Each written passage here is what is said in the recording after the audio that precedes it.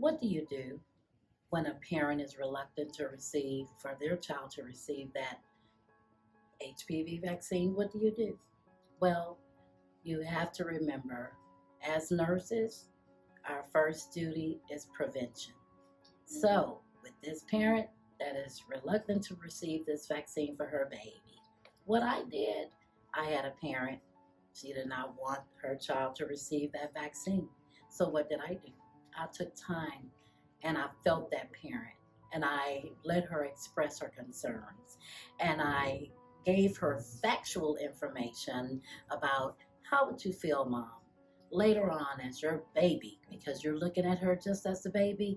How would you feel if your child now has cancer that could have been prevented with a vaccine, in which you're here right now today to receive her first dose of this vaccine? I wouldn't tell you anything had I not researched it. I would not share this information with you because it is my ethical responsibility. And I let her know this as a registered nurse. So not just a school nurse, but as a nurse caring, because we all strive for preventative care, prevention. So I encourage every nurse in your practice to recommend the HPV vaccine, because we are preventing cancer for our kids in the future. So how do you get your parents to do that? Well, one thing that I did as a nurse, I went forth along with my immunization notices. I checked HPV as a recommended dose. However, when I spoke with the parents about delinquent immunizations, I included the HPV vaccine and began to give them the information as to why it's important to have their child vaccinated for the HPV vaccine. Now, what can we do as nurses? Well, we provide information to the parents. We give them pertinent information about every health topic. So why not include the HPV vaccine in our educating our parents? Once they have an understanding and they know that their children, they are our future, I believe that they'll change their mind. They did it for me because they wanted to do it for their child. And understanding was the only thing they needed. So I encourage every nurse to help bring about the change and increase the vaccine rating for the HPV vaccine. Include a fact sheet about HPV. Include the immunization, not just the delinquency for the state requirement for school, but also the recommendation for HPV. So the HPV vaccine is currently available for both boys and girls ages 9 and over. So elementary school isn't too early to begin talking about HPV vaccine, particularly with 5th grade students, and educating their parents regarding the importance of receiving that at an early stage. One of the ways that the school nurse can assist parents with education is through the notification for immunizations that are due. Anytime after the age of 9, HPV can be included in your immunization due information that you send home. So let's say a student is due for their second hepatitis A. If you're sending a notice from your campus or from your district that notifies parents when these vaccines are due and where they can obtain them, it would be very appropriate to list HPV and of course the flu vaccines on your immunization due list as well, so that you can let parents know that these are available, as well as the second dose of hepatitis B, which is required on this specific date. The other opportunity is for our middle school nurses with 6th grade students and incoming 7th grade students.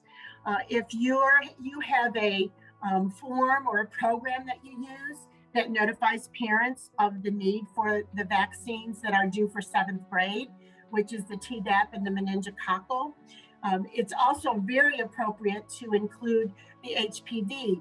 Typically what we do is we asterisk the HPV and the flu, and then we list down below the CDC resources and references and the American Cancer Society websites so that parents can go to those to make an informed decision about choosing to receive these vaccines. In the span of my 41-year career, I have spoken to countless numbers of parents, as I know all of you have. And many of those conversations were about immunizations. So I have learned to tell parents, these are the immunizations your child needs now. And give them the whole list of immunizations, the required and the recommended, all in one comprehensive list. You know, parents are aware of the shots they got when their children were babies, or at least when they started school at 4 years old. And they know what they're for. The measles vaccine prevents measles. The polio vaccine prevents polio. But what does the HPV vaccine do? You have parents that may know a lot about it, then you have parents that know nothing about it, and most parents will fall somewhere in between.